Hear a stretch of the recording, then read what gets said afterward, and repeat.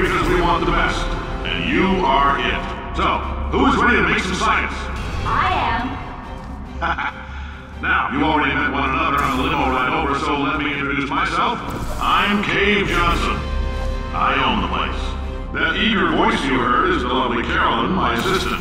Rest assured, she has transferred your honorarium to the charitable organization of your choice. Isn't that right, Carolyn? Yes, sir, Mr. Johnson. She's the backbone of this facility. Pretty as a postcard, too. Sorry, fellas. She's married. To science. There's 1,000 tests performed every day here in our enrichment spheres.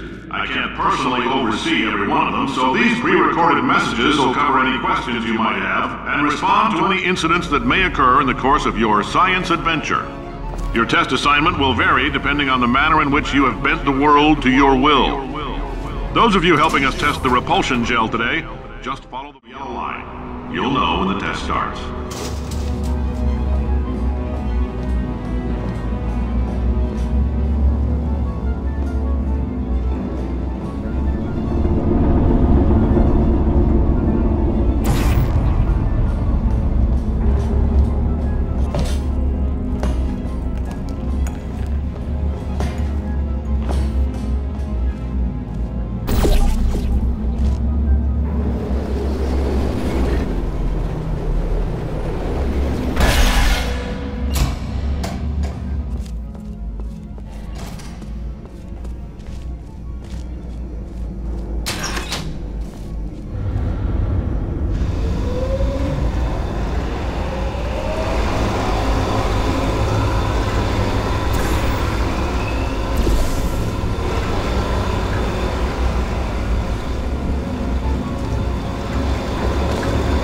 They say great science is built on the shoulders of giants.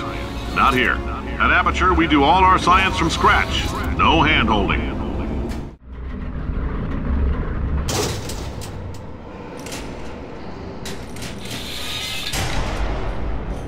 All right, let's get started. This first test involves something the lab boys call repulsion gel. You're not part of the control group, by the way. You get the gel. Last poor son of a gun got blue paint.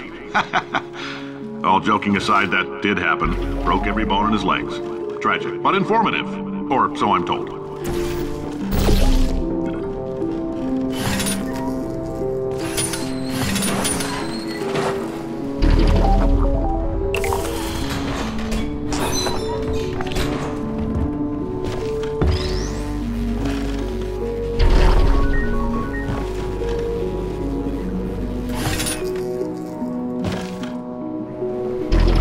The lab boys just informed me that I should not have mentioned the control group. They're telling me I ought to stop making these pre-recorded messages. That gave me an idea. Make more pre-recorded messages. I pay the bills here, I can talk about the control group all damn day.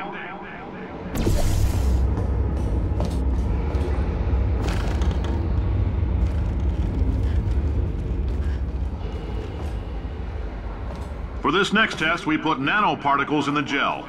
In layman's terms, that's a billion little gizmos that are going to travel into your bloodstream and pump experimental genes and RNA molecules and so forth into your tumors.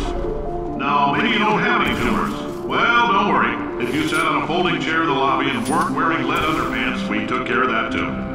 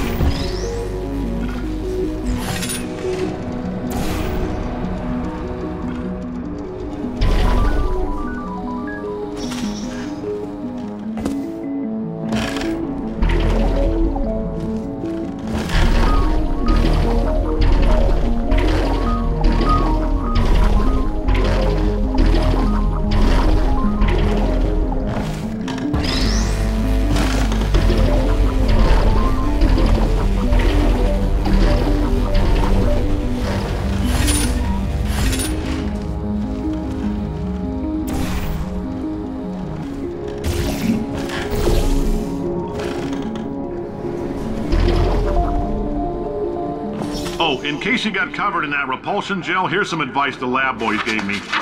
Do not get covered in the repulsion gel. We haven't entirely nailed down what element it is yet, but I'll tell you this, it's a lively one.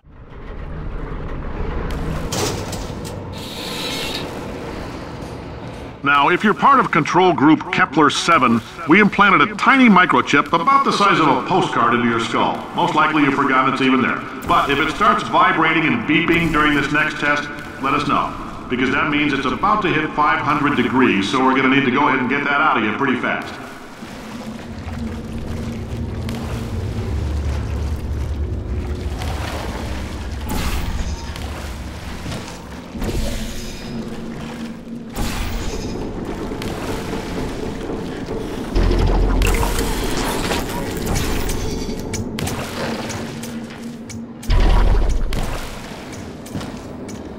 I'm telling them, keep your pants on.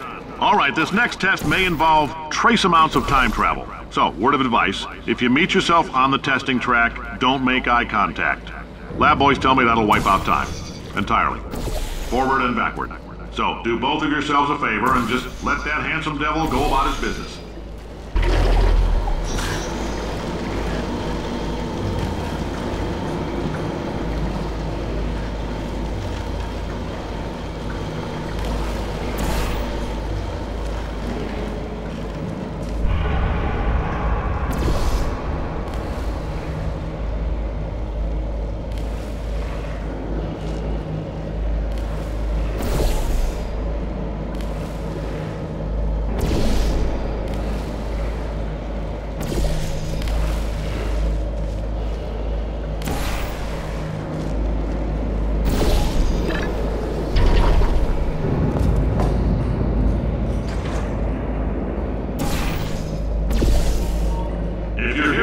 It means you're taking a long time on the catwalks between tests.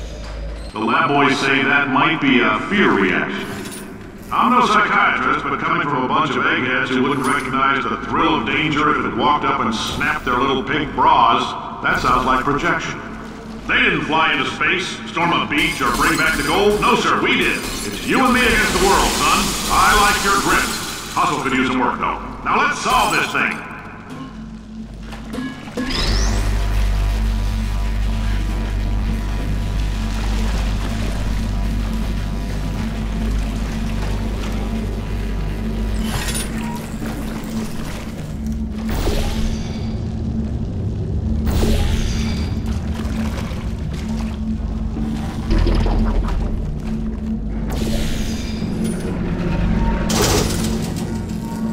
Science isn't about why, it's about why not. Why is so much of our science dangerous? Why not Mary save science if you love it so much? In fact, why not invent a special safety door?